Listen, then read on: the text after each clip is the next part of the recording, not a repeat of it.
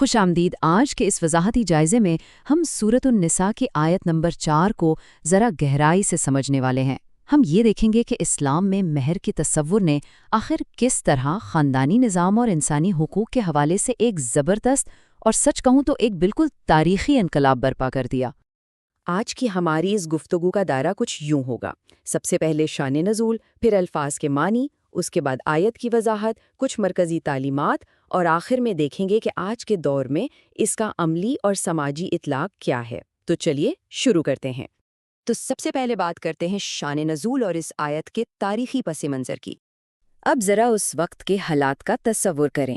اسلام سے پہلے 7ویں صدی کے عرب معاشرے میں ہوتا کچھ یوں تھا کہ اکثر لوگ عورتوں کو مہر دینے میں یا تو بہت کوتاہی کرتے تھے یا پھر اسے ایک بہت بڑا بوجھ سمجھا جاتا تھا۔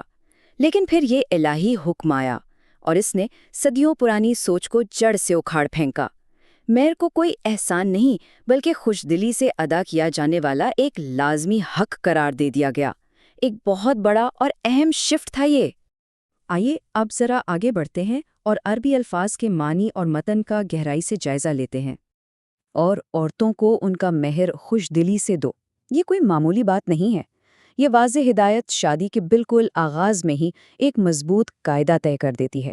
یاد رکھیں، یہ محض کوئی مشورہ یا ٹپ نہیں ہے، بلکہ ایک انتہائی ٹھوس قانونی بنیاد ہے۔ اب یہاں ایک بڑا ہی دلچسپ عربی لفظ استعمال ہوا ہے اور وہ ہے نہلتن۔ اس کا مطلب ہے کسی چیز کو پوری دلی خوشی، مکمل رضامندی اور ایک سچے تحفے کے طور پر دینا۔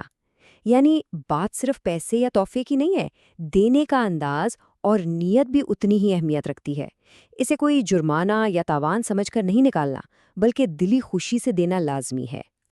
آیت کا اگلا حصہ اس بات کو مزید پختہ کرتا ہے۔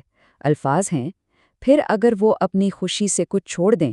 دیکھیں، یہ اس بات کی قطعی ضمانت ہے کہ عورت کو اپنے مال پر 100% ملکیت اور آزادانہ مرضی کا حق حاصل ہے۔ جب تک اس کی اپنی مرضی شامل نہ ہو، بغیر کسی بھی قسم کے دباؤ کے، تب تک یہ معاملہ آگے نہیں بڑھ سکتا۔ اور پھر آیت کا حتمی نتیجہ بالکل واضح کر دیا گیا، تو اسے خوشی اور راحت کے ساتھ کھاؤ۔ مطلب یہ کہ عورت کی طرف سے واپس کیا گیا مہر کا حصہ صرف اور صرف اسی صورت میں حلال اور پاکیزہ ہے جب اس کی آزادانہ مرضی والی شرط پوری ہو رہی ہو۔ اگر ذرہ برابر بھی مجبوری یا شرمندگی کا عنصر شامل ہے نا، تو اس کی ہرگز کوئی اجازت نہیں۔ چلیں اب اس آیت کی مزید وضاحت اور اس سے نکلنے والے شرعی اور قانونی اصولوں کی طرف چلتے ہیں۔ یہاں ایک بنیادی بات کو سمجھنا بہت ضروری ہے۔ مہر مرد کی طرف سے کیا گیا کوئی احسان نہیں ہے، بالکل نہیں، بلکہ یہ عورت کا ایک بنیادی حق ہے اور نکاح کے وقت کا ایک لازمی فرض ہے۔ یہ شرعی حکم دراصل عورتوں کے معاشی تحفظ اور معاشرے میں ایک برابری کا انصاف قائم کرنے کی مکمل ضمانت دیتا ہے۔ اب سوال یہ پیدا ہوتا ہے کہ مہر کے استعمال کی حدود کیا ہیں؟ دیکھیں، ایک مرد اس رقم یا تحفے کو بغیر کسی جھجک کے صرف اس وقت استعمال کر سکتا ہے جب عورت اسے اپنی 100% دلی خوشی اور رضامندی سے واپس کرے۔ یہ عورت کی مرضی کے گرد کھینچی گئی ایک ایسی مضبوط قانونی لکیر ہے جسے کسی بھی حال میں عبور نہیں کیا جا سکتا۔ تو ان سب باتوں سے ہم کیا مرکزی تعلیمات اور اخلاقی اصول اخذ کر سکتے ہیں؟ آئیے دیکھتے ہیں۔ یہاں ہمارے سامنے 4 انتہائی اہم ستون آتے ہیں جو ایک مضبوط خاندانی نظام کی بنیاد رکھتے ہیں۔ پہلا، عورتوں کو ان کا یہ حق ہر حال میں اور خوش دلی سے دیا جائے۔ دوسرا، نکاح کی بنیاد ہی انصاف اور اچھے اخلاق پر رکھی جائے۔ تیسرا، عورت کے حقوق کی ہر سطح پر حفاظت کی جائے۔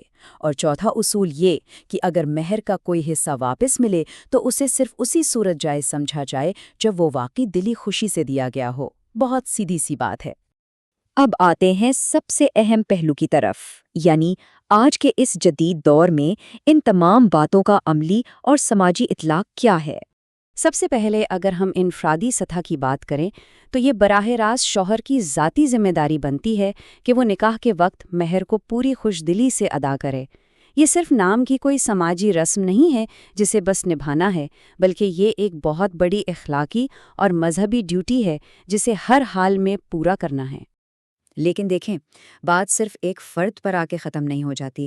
ایک اجتماعی معاشرے کے طور پر ہماری بھی بہت بھاری ذمہ داری ہے. پوری سوسائٹی پر یہ لازم ہے کہ وہ نکاح کے معاملات میں عورتوں کے ان حقوق کی حفاظت کرے اور مہر کو واقعی ایک بنیادی حق سمجھے. اسے بوجھ سمجھنے والی جو منفی ثقافتی رسومات ہیں نا، انہیں اب جڑ سے اکھاڑ پھینکنے کا وقت آ گیا ہے. اور اسی لیے آخر میں ایک بڑا ہی فکر انگیز سوال ہے جو ہمیں ذرا اپنا جائزہ لینے پر مجبور کرتا ہے. کیا آج کا ہمارا معاشرہ واقعی مہر کو ایک حقیقی بنیادی حق سمجھتا ہے، یا پھر یہ آج بھی محض ایک ثقافتی بوجھ بن کر رہ گیا ہے؟ ذرا سوچئے گا اس بارے میں. اس وضاحتی جائزے کا حصہ بننے کے لیے آپ سب کا بہت شکریہ.